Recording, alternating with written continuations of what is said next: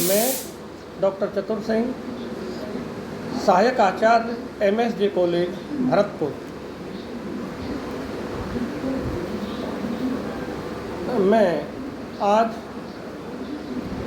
MA previous के प्रथम प्रश्न पत्र हिंदी साहित्य का इतिहास के संबंध में बात करूंगा और इसमें आज का बिंदु होगा नामकरण संबंधी विवादों का।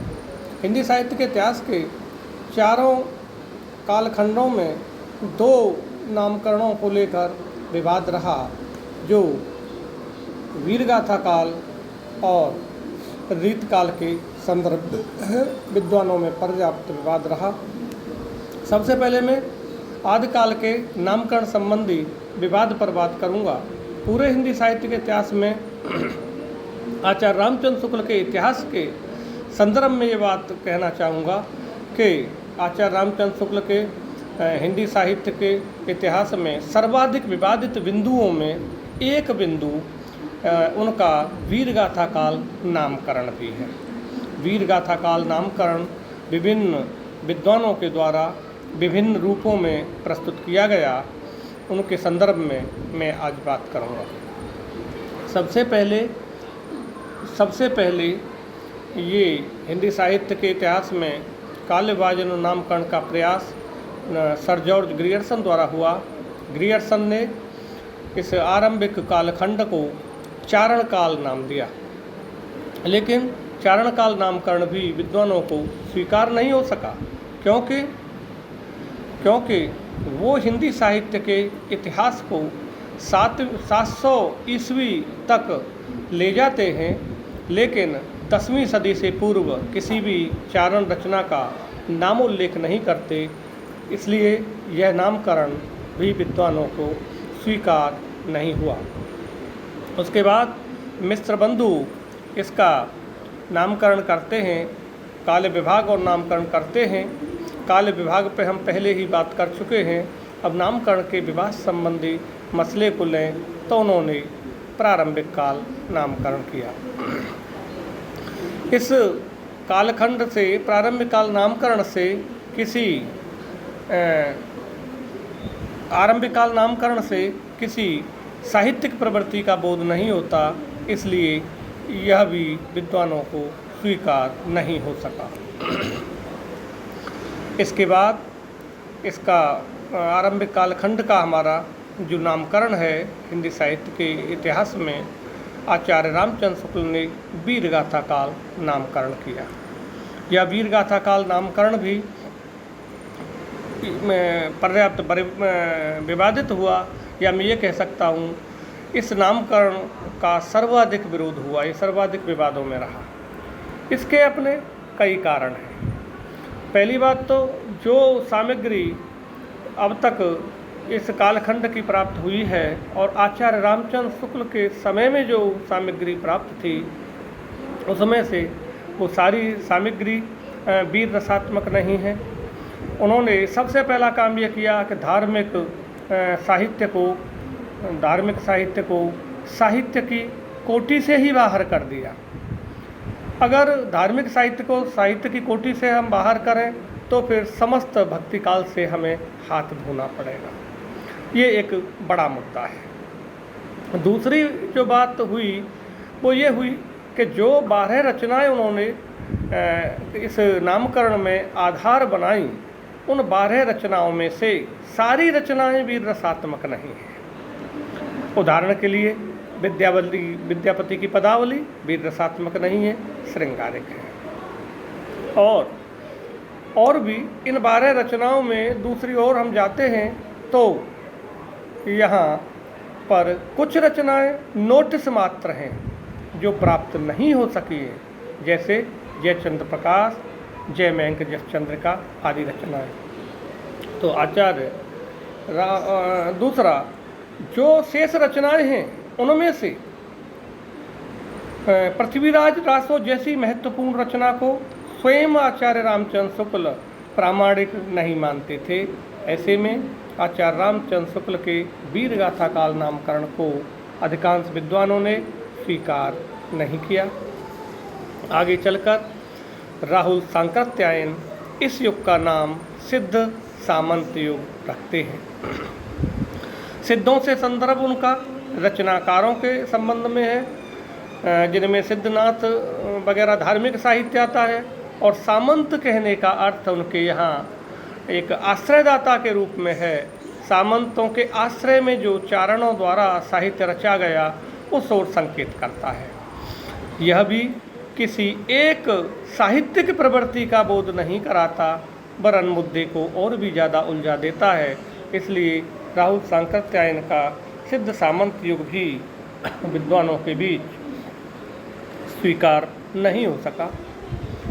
महावीर प्रसाद द्विवेदी इस युग को बीज बपन काल कहते हैं।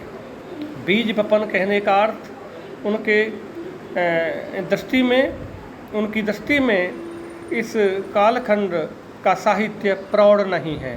बीज बपन से उनका संकेत अप्रौढ़ता की ओर है, लेकिन ऐसा नहीं कहा जा सकता।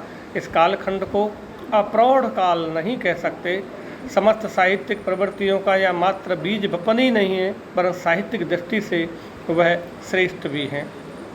रासो साहित्य अपने आप में बेजोड़ है, विद्यापति की पदावली अपने आप में बेजोड़ है।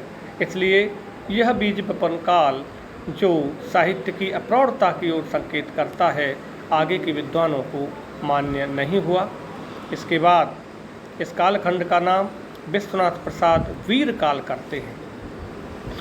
वीर काल और वीर गाथा काल जब हम तुलनात्मक रूप में दोनों को देखें, विचार करें, तो इसमें कोई नयापन नहीं है। वीर गाथा काल नाम का ही ये एक तरह से पृष्ठपेषण है, और इसको छोटा करके उन्होंने वीर काल कर दिया है। तो कोई नयापन न होने के कारण यह नामकरण भी विद्वानों को किसी रूप में स्वीकार नहीं हो सका। आगे जब हम बात करते हैं, आचार्य हजारी प्रसाद द्विवेदी इस कालखंड का नाम आदिकाल करते हैं, और ये जो आधार बनाते हैं वो बनाते हैं साहित्यिक प्रवृत्तियों का। आगे के कालखंडों में जैसे भक्तिकाल, रीतिकाल, आधुनिक काल में जो भी साहित्यिक प्रवृत्ति विकसित हुई, उन सब का आदि रूप इस कालखंड में हमें प्राप्त हो जाता है। इसलिए आचार्य हजारी प्रसाद द्विवेदी का ये नामकरण विद्वानों के बीच पर्याप्त लोकप्रिय हुआ। डॉक्टर रामकुमार वर्मा इस कालखंड का नाम संधि एवं चारण काल करते हैं। संधि एवं चारण काल करते हैं। संधि का अर्थ भाषा की ओर संकेत है, और चारण काल से एक वर्ग विशेष का हमें बोध होता है।